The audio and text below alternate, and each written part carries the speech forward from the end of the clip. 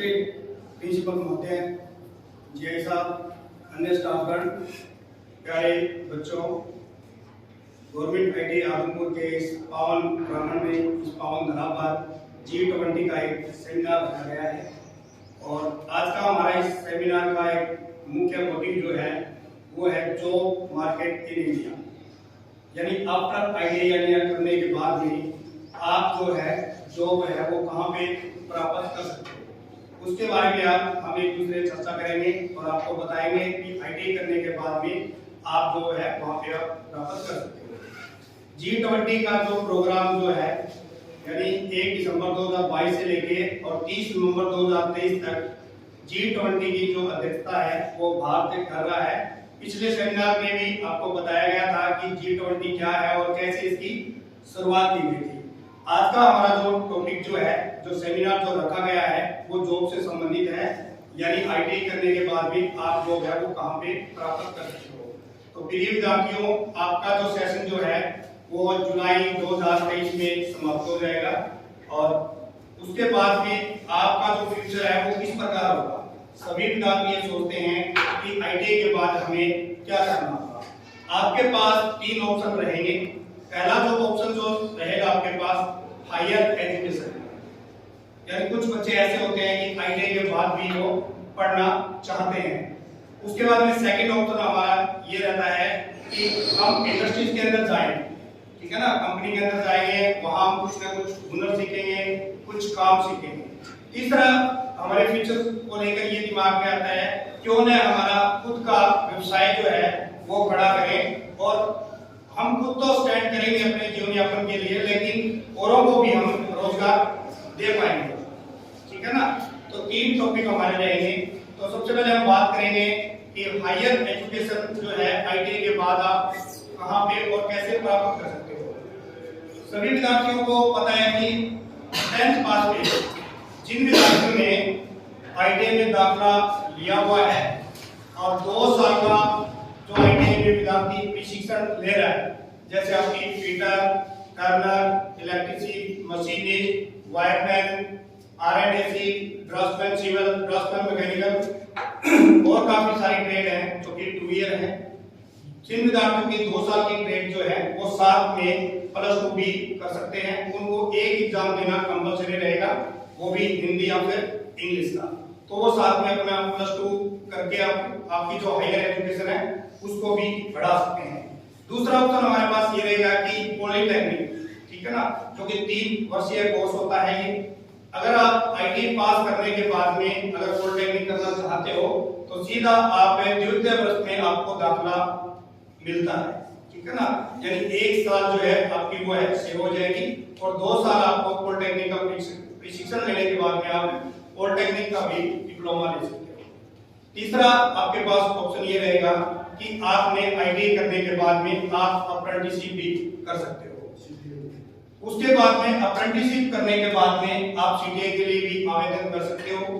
CTA का मतलब है कि क्राफ्ट इंस्ट्रक्टर ट्रेनिंग कोर्स होता है। ये जितनी भी आपकी ट्रेड जो होती हैं उसके बाद ही ये सीटीए का कोर्स होता है। इसको करने के बाद में आप गवर्नमेंट कॉलेज में या फिर प्राइवेट कॉलेज में एज ए ट्रेड से रिलेटिव यानी जो ट्रेड रहेगी उसी के अंदर आप जो है इंस्ट्रक्टर लग सकते हो। तो और काफी सारे जो फील्ड जो है आप उसके बाद जो सिक्योरिटी है वो आप जारी रख सकते हो। अब हम बात करते हैं कि कंपनी में जो जाएंगे तो उसके बाद हमारा जो फ्यूचर जो है वो किस तरीके से रहेगा। देखिए काफी सारी कंपनी जो है इंडिया में है, जो कि मल्टीनेशनल कंपनी भी काफी सारी इंडिया में है। हरियाणा के अंदर अपना जो गुड़गांव, मानेसर, धारवाड़ा, रेवाड़ी, नोएडा, इस साइड के अंदर काफी सारी बड़ी बड़ी मल्टीनेशनल जो कंपनियां हैं वो यहाँ पे वर्क कर रही है और वहाँ पे भी आप अच्छी जॉब जो है प्राप्त कर सकते हो।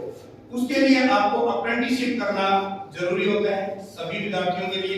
कुछ विद्यार्थी के दिमाग में ये होता है कि सर अप्रेंटिसशिप करें या नहीं करेंगे तो क्या होगा। देखिए अप्रेंटिसशिप करना जरूरी इसलिए हो जाता है क्योंकि एक फील्ड के अंदर आपको जो है हुनर यानी एक कला, एक स्किल आपको सिखाया जाएगा। उसके बेस पे आप दूसरी कंपनी में अच्छे पैसे आपको मिलेगा, आप उसमें जंप कर सकते हो। तो सबसे बड़ा बेनिफिट ये रहता है कि जो विद्यार्थी आईटीआई कर चुके हैं वो अप्रेंटिस जरूर करें, उससे आपको उसका नॉलेज हो जाएगा उस फील्ड से और आप दूसरी कंपनी में भी जॉब कर सकते हो।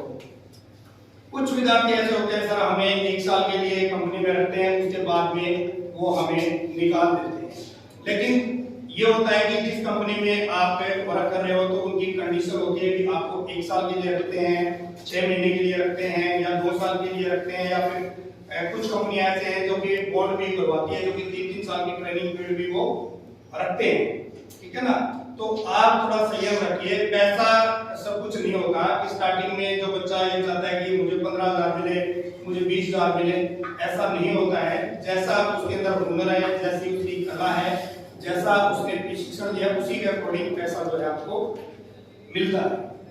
उसके बाद में अगर कुछ विद्यार्थी होते हैं कि नहीं हम कंपनी में काम नहीं करेंगे, या फिर कंपनी में 2-3 साल लगाने के बाद में अगर आप अपना खुद का स्वयं का अगर बिजनेस को स्टार्ट करना चाहते हैं, ठीक है ना, कोई वर्कशॉप लगाना चाहते हो तो वो भी आप कर सकते हो। उसमें भी गवर्नमेंट के द्वारा आपको जो है लोन भी प्रोवाइड करवाया जाता है, जिससे आप अपनी इंडस्ट्री या फिर कोई छोटी वर्कशॉप लगा सकते हो, जिसमें अपने खुद का व्यक्ति जो है पालन पोषण परिवार का कर सकता है, साथ में और बच्चों को भी वो रोजगार दे सकता है। तो ये 3 टॉपिक मैंने अलग अलग आपको बताए हैं। अगर इससे संबंधित अगर आपका कोई क्वेश्चन है तो वो मुझसे पूछ सकता है। जी वेरी गुड, बहुत अच्छा क्वेश्चन साइन ने किया है। देखिए ये पूछ रहा है कि आईटीआई करने के बाद क्या हम विदेश में जा सकते हैं। तो देखिए भारत सरकार के द्वारा जितने आईटीआई के अंदर जो विद्यार्थी प्रशिक्षण कर रहे हैं उनके लिए एक मुहिम चली हुई है पासपोर्ट बनवाने की। तो वो इसलिए चलाई गई है कि जो विद्यार्थी फॉरेन यानी विदेश में जाने का इच्छुक है तो अपना पासपोर्ट बनवा सकता है और थोड़ा प्रॉपर चैनल के अनुसार जो है वो विदेश में भी जा सकता है। लेकिन खास बात ये रहती है कि जितने भी जैसे अभी पॉलिटेक्निक है या बीटेक है उससे कहीं बेटर जो है वो आईटीआई का कोर्स माना जाता है। और जो अगर हम बात करें विदेश की तो सबसे ज्यादा जो वैलिड जो कोर्सेज जो है वो मानते हैं तो वो मानते हैं आईटीआई के सर्टिफिकेट को। कई कंट्री तो ऐसी हैं कि जिसमें अधिकतर जो विद्यार्थी जो हैं वो आईटीआई के ही हैं, ठीक है ना, जैसे आपके कनाडा है, ऑस्ट्रेलिया है या फिर यूएसए है, ठीक है ना। काफी सारी कंट्री जो है उससे हमारे संस्थान के भी और संस्थान के भी पूरे हमारे इस हरियाणा के भी काफी विद्यार्थी ऐसे हैं जो कि आईटीआई करने के बाद में वो विदेश में आज जॉब भी कर रहे हैं और अच्छा पैसा भी कमा रहे हैं। और एनिमेशन कोई भी पूछ सकते हो बेटा, आप कोई भी अगर क्वेश्चन पूछना चाहते हो अपने फील्ड से संबंधित, क्योंकि आप अपना कैरियर शुरुआत मतलब करना चाहते हो। जी वेरी गुड, बहुत बढ़िया। ये पूछ रहा है कि सर क्या मैं सीटीआई कर सकता हूँ। देखिए सीटीआई के जो एग्जाम जो होते हैं या फिर जो फॉर्म जो निकलते हैं वो हर साल मई या फिर जून में निकलते हैं, ठीक है ना। तो इसके दौरान क्या होता है कि आईटीआई की जो परीक्षा जो होती है वो आपकी जुलाई या फिर अगस्त में होती है, ठीक है ना। उसका जो सर्टिफिकेट जो आता है वो लगभग सितंबर में आता है, ठीक है ना। तो उस वजह से इस सेशन में तो वो आवेदन नहीं कर पाएगा, लेकिन अगला जो नेक्स्ट सेशन होगा उसमें वो अप्लाई कर सकता है। सीटीआई करने के लिए आपको अप्रेंटिसशिप करने की कोई आवश्यकता नहीं होती, आप डायरेक्ट भी सीटीआई कर सकते हैं।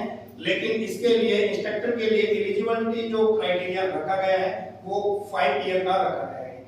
जिन विद्यार्थियों की 2 साल का कोर्स रहता है, ठीक है ना, उनके लिए 3 साल का अनुभव करने की जरूरत रहेगी। जैसे 2 साल आईटीआई हो गया, 1 साल सीटीआई होगा और 2 साल का जो अनुभव रहेगा वो अपने ट्रेड से संबंधित कहीं भी ऑथराइज या फिर लिमिटेड या फिर प्राइवेट लिमिटेड कोई भी कंपनी में आपका पक्के में यानी 2 साल के अनुभव की आपको आवश्यकता रहेगी। उसके बाद में आप जहां भी पूरे इंडिया के अंदर कहीं भी इंस्ट्रक्टर की जॉब निकलती है वहां पे आप आवेदन कर सकते हो। एनी कोई क्वेश्चन, कोई भी उनमें डाउट हो गए तो पूछ सकते हो। क्योंकि बेटा आप फ्यूचर की अगर बात करें तो अभी 2 महीने के बाद में आपको सोचना पड़ेगा कि भी हमें करना क्या होगा, ठीक है ना। ये तो है नहीं कि आईटीआई करने के बाद में हम करते रहेंगे। तो जो प्लानिंग जो होती है वो हमें पहले ही करनी होती है कि हमें किस राह में या इंडस्ट्री में जाना है या आगे पढ़ना है या खुद का व्यवसाय करना है।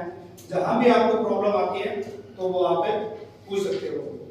इसके साथ ही हमारे संस्थान के जो जेपीओ जो हैं श्री भूषण जी, वो प्लेसमेंट शाखा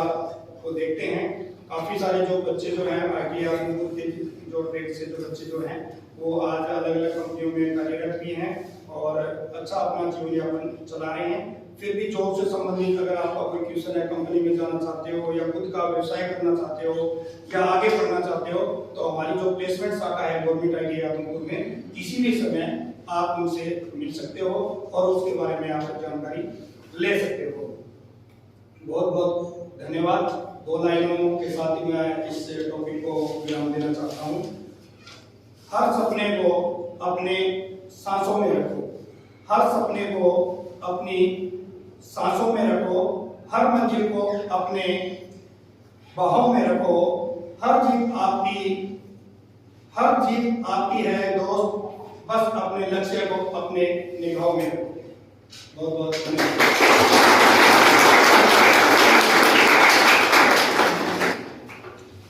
श्री भूषण जी थोड़ा बच्चों को प्यारे बच्चों,